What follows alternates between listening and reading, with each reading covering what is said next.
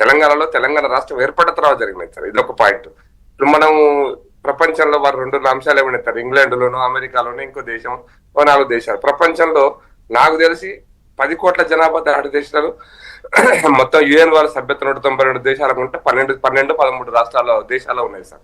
13 అంటే ఉమ్మడి ఆంధ్రప్రదేశ్ కంటే పెద్ద రాష్ట్రాలు, పెద్ద దేశాలు 13 ఉన్నాయి సార్. ప్రపంచం మొత్తం ఉన్నాయి. అమెరికాను, రష్యాను. ఆ రష్యా అయితే డెమోక్రసీ సరిగ్గా మీకు తెలుసు, మొత్తం ప్రపంచం కలిపితే. ఇంకొక విషయం చెప్తున్నా, ప్రపంచంలో ఇప్పటి వరకు అమెరికాలో 250 సంవత్సరాల అమెరికా డెమోక్రాటిక్ హిస్టరీ అని చెప్తే ఒక్క మహిళ కూడా ఇప్పటిదాకా రాష్ట్రపతి కాలేదు సార్. ఒక్క మహిళ కూడా రాష్ట్రపతి కాలే ఈ రోజు వరకు. మనం ప్రత్యేకంగా భారతదేశంలో మహిళలకు 33% రిజర్వేషన్ ఇస్తున్నాం కదా. మన దేశంలో మహిళా ప్రధానమంత్రి అనేటువంటి సంఘటన కూడా ఉంది కదా, బట్ అది కాలే కదా. కాబట్టి కంపేర్ చేసుకునేటప్పుడు ఆయా దేశాల పరిస్థితి కూడా ఇప్పుడు ప్రపంచంలో నాకు తెలిసి మహిళా రిజర్వేషన్ ఒక స్కాండినేవియన్ కంట్రీలో ఒక చిన్న 1-2 దేశాలు ఎక్కడ ఉన్నాయో కానీ, ఐ థింక్ డెన్మార్క్, స్వీడన్ అక్కడెక్కడో ఉన్నాయి, నాకు తెలియదు కానీ మొత్తం కానీ ఒకటే నేను విన్నాను. ఇంకెక్కడా ప్రపంచంలో మహిళా రిజర్వేషన్స్ లేవు, ప్రపంచంలోనే లేవు. డెమోక్రాటిక్ కంట్రీస్ లో, ప్రజాస్వామ్య దేశాలలో ఎక్కడ కూడా లేవు.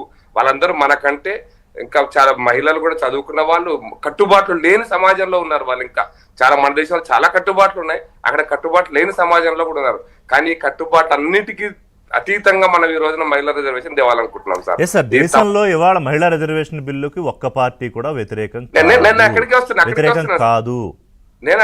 వస్తున్నా. మహిళ లేనటువంటి, ప్రపంచంలో లేనటువంటి ఒక అద్భుతమైనటువంటి అంశాన్ని ఈ రోజు ఆవిష్కరించబోతుంది భారత పార్లమెంటు. ప్రపంచంలో లేనటువంటి అనే పదం ఉపయోగిస్తున్నాం. కాబట్టి మహిళా బిల్లులో ఆబ్జెక్షన్ లేనప్పుడు దీంతో కంపేర్ చేసి నేను అక్కడికి వస్తాను, నెక్స్ట్ అక్కడికి వస్తారు. కాబట్టి ఆవిష్కరించబోతున్న ఈ సందర్భాన్ని మనం ఆహ్వానిస్తూ దయాకరణ లేవనెత్తిన అంశాల గురించి చెప్తా. దయాకరణ వెరీ క్లియర్. 23.8% ఈరోజు తెలంగాణ సౌత్ ఉంటే 23.8% నార్త్ ఉంటది. లెక్కలు తప్పు లేదు. అన్ని రాష్ట్రాల్లో 50% పెరుగుతాయి. ఒకటి ఉత్తరప్రదేశ్ లో ఎక్కువ పెరగదు. లేదు బిల్లులో ఏది లేదు. బిల్లులో ఏది పెరుగుతుంది అనేది కూడా, ఏది పెరుగుతుంది, ఎంత పెరుగుతుందో కూడా బిల్లులో లేదు. ఎందుకంత సస్పెక్షన్ సార్? ఇప్పుడు ఒక నిమిషం బిల్లులు కాదు బిల్లులు ప్రవేశపెట్టినప్పుడు ఆ బిల్లులకు పెట్టిన పేరు 2011 జనాభా లెక్కల ప్రకారమే డీలిమిటేషన్ చేపట్టే 131వ రాజ్యాంగ సవరణ bill. Bill number 1. Bill number 2 Lok Sabha assembly నియోజకవర్గాల పునర్విభజనకు డీలిమిటేషన్ కమిషన్ ఏర్పాటు బిల్లు 2. 3వది కేంద్రపాలిత ప్రాంతాల్లో పునర్విభజనకు, నియోజకవర్గాల పునర్విభజనకు అవకాశం కల్పించే మరో బిల్లు. ఇందులో 2 చట్టపరమైన బిల్లులు, 1 రాజ్యాంగ సవరణ బిల్లు. అవును సార్. నేను ఎందుకు చెప్తున్నానంటే సార్, ఇది ఈ రోజు పార్లమెంట్ లో చర్చ మనం ఇంకొక కొన్ని గంటలలో 11 గంటలకి ఈ స్టార్ట్ అవుతున్నప్పుడు పార్లమెంట్ లో ప్రభుత్వం వైపు నుంచి ప్రధానమంత్రితో సహా అందరూ విషయాలు చెప్పబోతున్నారు.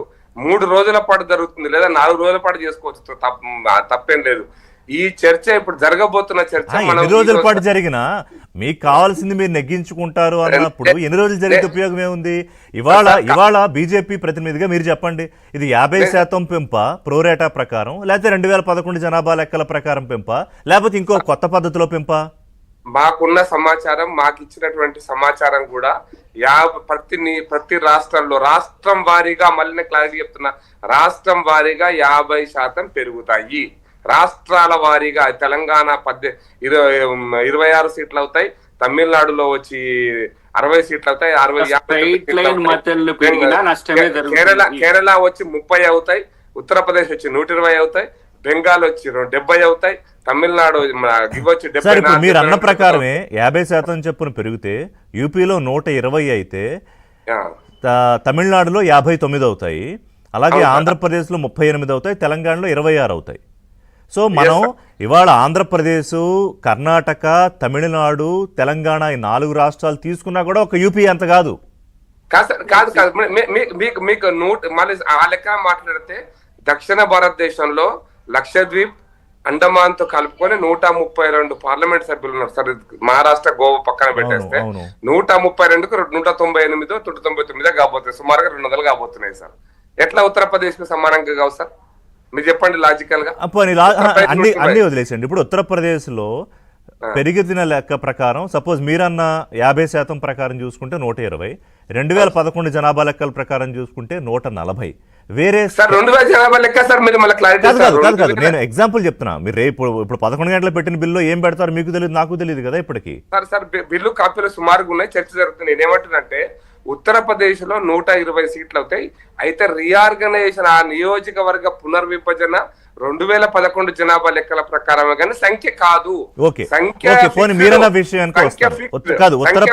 ఉత్తరప్రదేశ్, బీహారు, రాజస్థాన్, మధ్యప్రదేశ్ వాటి మీద +50%, ఆంధ్రప్రదేశ్, తమిళనాడు, తెలంగాణ, కర్ణాటక వాటి మీద +50%. ఇట్లా చూసుకుంటే ఎంత వేరియేషన్ ఉంది ప్రకాష్ రెడ్డి గారు? సంఖ్య వేరియేషన్ మనకు తగ్గుతుంది.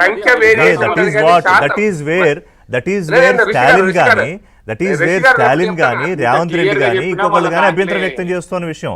వాళ్ళని మీరు సాటిస్ఫై చేసి ముందుకెళ్ళిపోండి. రిషి గారు 0.00001% కూడా తేడా రాదు పర్సెంటేజ్ లో. కాదని మీరు చెప్తే కాదు దయాకర్ గారు, పర్సంటేజ్ లో తేడా రాకపోవచ్చు కానీ నెంబర్ కదా. రేపు డిసైడ్ చేసేది పర్సంటేజా నెంబరా కాదు. రేపు పొద్దున్న ఏదైనా బిల్లు వస్తే డిసైడ్ చేసేది పర్సంటేజా నెంబరా?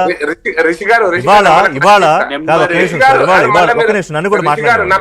ఇవాళ 292 మీకుంది సంఖ్యాబలం కదా, కానీ ఈ బిల్లు పాస్ చేయించుకోవాలంటే 360 మంది కావాలి కదా, 68 షార్టేజ్ ఉంది కదా. ఇక్కడ పర్సంటేజ్ మాట్లాడుకుంటున్నావా, నెంబర్ మాట్లాడుకుంటున్నావా బిల్లు పాస్ అవడానికి? నేను అక్కడ కూడా పర్సంటేజ్ 50 అంటే 66% రావాల్సిందే. 66% రావాలి, నెంబర్ అయితే కాదు. 60 ప్రజెంట్ ఉన్నటువంటి వాళ్ళలో 66% రావాలి.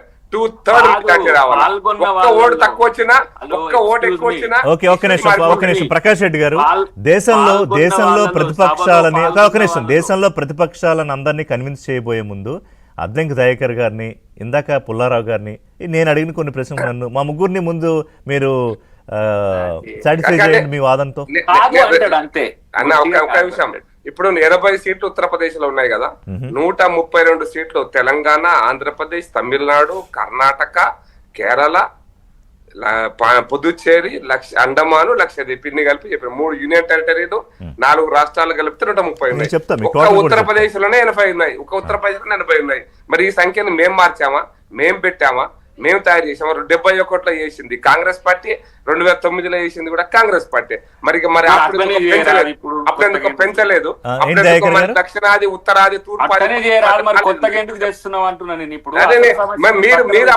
మీరు అప్పుడు ఉత్తరప్రదేశ్ నుంచి తెలంగాణకు, ఆంధ్రప్రదేశ్ కు, తెలుగు వాళ్ళకు ద్రోహం చేశారని మీరు ఒప్పుకుంటారా? ఇప్పుడు తెలుగు వాళ్ళకు, ఆ తమిళులకు ద్రోహం చేశారని ఒప్పుకుంటారా? 71 విభజన ఎట్లా జరిగింది, 2009 విభజన ఎట్లా జరిగింది? మరి ఆ లెక్క చెప్పండి. ఇప్పుడు ఆధ్వర్యంలో జరిగేది ఇంత అంబిగ్విటీ ఉన్నది. అప్పుడు కూడా ఇంత అంబిగ్విటీ ఉంది. చెప్తా వినండి. మీరు చెప్పండి, ఒకటే పాయింట్ ముగిస్తా. 2009లో కూడా మీరు ఇప్పుడు నా బాగా గుర్తున్న సంఘటన చెప్తుంటే, 2008 చివరి రోజులు అంటే 2009 ఎలక్షన్స్ ఇంకా 3 నెలలు, 4 నెలలు, 5 నెలలు ఉంటాయన్నాక కూడా 2002లో పాస్ చేసినటువంటి వాజ్పేయి గారి కాలంలో పాస్ చేసిన చట్టం, 5 సంవత్సరాల పాటు ఎక్సైజ్ జరిగిన చట్టం అమలు అవుతుందా కాదనే అంబిగ్యూటీని ఆ రోజు పేపర్లలో మనం చూసినాం, చర్చించుకున్నాం. మర్చిపోతే చరిత్ర బ్రేక్ తర్వాత మీ దగ్గరికి వస్తా. I need to take a commercial break. ఇప్పుడు ఏంటంటే గతంలో ఇందిరాగాంధీ గారు ఫ్రీజ్ చేశారు, తర్వాత వాజ్పేయి గారు ఫ్రీజ్ చేశారు, ఇప్పుడు కూడా ఫ్రీజ్ చేయాలి అని కూడా ఒక డిమాండ్ వస్తుంది. ఎందుకంటే there is a proper imbalance. జనాభా విషయంలో చూసుకున్నా, సీట్ల విషయంలో చూసుకున్నా అదే ఇంబ్యాలెన్స్ ఉన్నప్పుడు ప్రోరేటా ప్రకారం చేసినా నష్టం జరుగుతుంది, 2011 ప్రకారం చేసినా నష్టం జరుగుతుంది. కాబట్టి ఆ ఇంబ్యాలెన్స్ని ప్రాపర్గా బ్యాలెన్స్ చేసిన తర్వాత చేయండి, అప్పటిదాకా ఫ్రీజ్ చేయండి అని కూడా ఒక చర్చ జరుగుతుంది. దాని మీద కూడా మాట్లాడాలి.